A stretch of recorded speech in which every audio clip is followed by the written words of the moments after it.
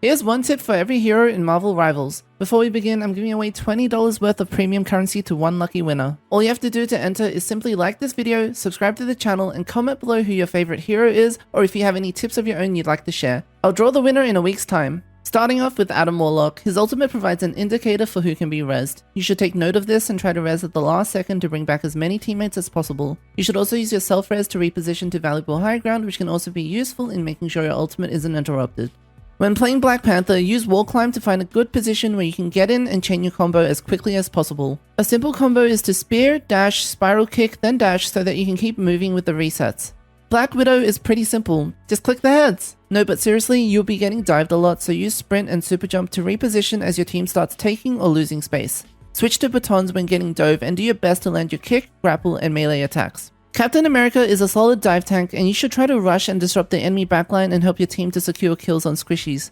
If you take too much damage, you can escape with leap and shield dash to find the nearest health kit or healer. Many newer cloak and dagger players tend to focus on one or the other character, but constantly switching and utilizing both is key. As dagger, your priority is healing, but you can use healing orb to sustain teammates while switching to cloak for his more offensive capabilities. Keep track of ultimates as well and shroud your lower mobility teammates as cloak when you know the enemy is about to pop an ult. Doctor Strange's portal can be very useful as a transport or displacement ability. If you could get your teammates to cooperate, which is probably not going to happen, one strategy you can use is to teleport behind the enemy team at the start of the round and give them a nice surprise. Groot is one of the best crowd control characters in Marvel Rivals, and you should constantly be looking to place down walls to trap or hinder enemies. Don't forget to also kite with your primary fire, as the walls will also attack as well. Hawkeye is the only character in the game that can one-shot squishies from range with his primary attack. However, you need to be charging his Archer's Focus passive in order to do maximum damage. One thing you can do is look at the enemy tank, charge up your arrow, and then flick to the squishies in the backline. Hela is an excellent long-range duelist, and you should always be looking to maintain distance using Astral Flock while poking down your enemies from afar. High ground is your best friend, where you have a good vantage point of enemies while also being harder to reach.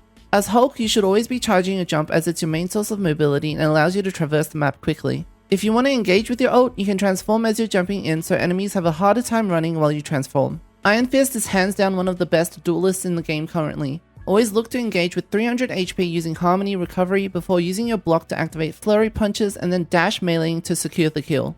Iron Man can do very high amounts of damage from the air, but is also easily countered by long-range duelists such as Hawkeye and Hela, so always look to play around cover and map geometry.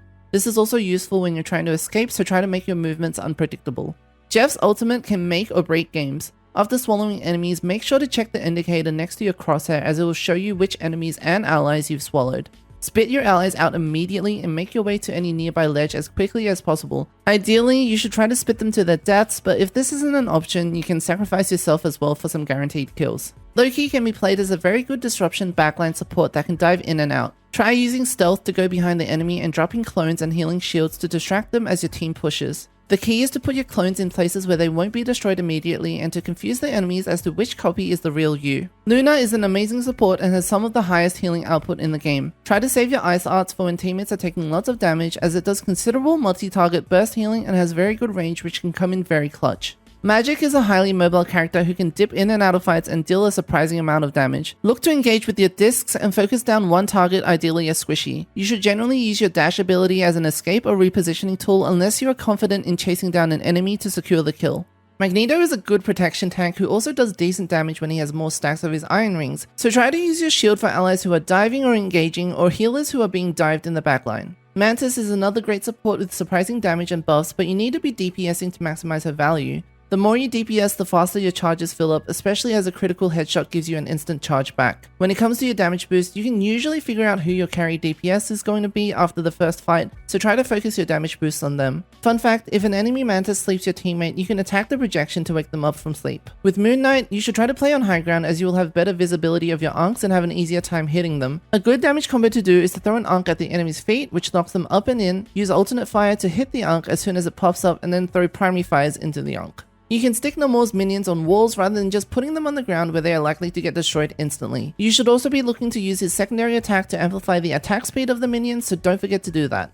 Unlike most characters, Penny Parker is designed as an anti-dive trapper with a mines and turret. Proper spider nest placement is crucial, and you should place it in a spot that won't be easily accessible for the enemies, generally behind a wall or some sort of cover. Do not place the nest in the middle of the enemy team, as they will see it and it will get destroyed immediately. On Psylocke, when you're recalling your winged shurikens, they'll actually travel back to your crosshair before returning to you, so you can place them strategically to go through more enemies and deal more damage. With Rocket, always place your beacon at the beginning of every match to give your team some extra armor. During battles, place the beacon nearby, but make sure it's hidden. If your beacon is destroyed, it has a 45-second cooldown, but if you deactivate it yourself, the cooldown is only 5 seconds. Scarlet Witch's ultimate is very powerful but has a very long 4-second cast time in which enemies can freely shoot and kill you. You should try to cast it behind cover or in a location where the enemy team cannot see you before moving into range just as it goes off. Spider-Man is a very mechanically demanding hero but is very mobile and excels at taking out squishies quickly. Hit and run tactics work best for him, so look for lone enemies and focus your abilities on them before escaping. The combo I usually use is hitting them with a web or two, zipping to them to lock on, and immediately uppercutting before swinging away. Squirrel Girl is an amazing duelist to play when enemies are grouped up together or if there are a lot of tight spaces or corners in the map to maximize the AoE damage of your acorns. A tip here is to fire your squirrel blockade and then shoot to the other side so the enemy cannot juke both. Also aim to use walls to rebound your primary fire to avoid peeking unnecessary sightlines.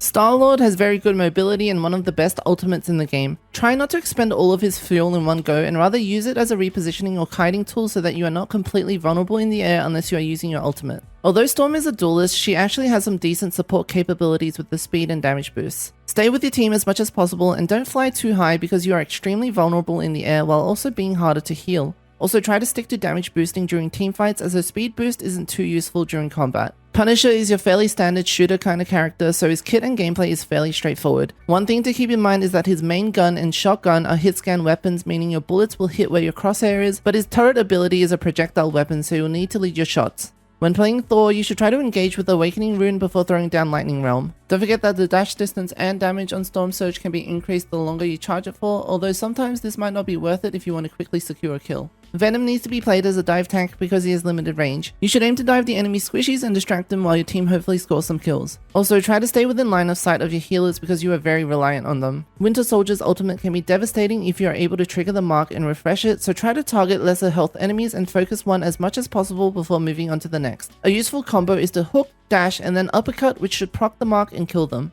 With Wolverine, you should be looking to isolate characters and taking them out as quickly as possible as he can be focused down rather easily. Try to close the gap with your dash, then use Feral Leap to grab the enemy before finishing them off with another dash. And that's one tip for every hero in Marvel Rivals. I hope you guys enjoyed this video and don't forget to enter the giveaway by giving this video a thumbs up, subscribing, and leaving a comment down below. In case you didn't know, the game has already reached 10 million players in 72 hours, which is absolutely wild. This has genuinely been one of the best multiplayer game launches in a long time. The community reception has been amazing, there's a lot of hype, there hasn't been any major server issues, and I can't wait to see what else the devs have planned for us.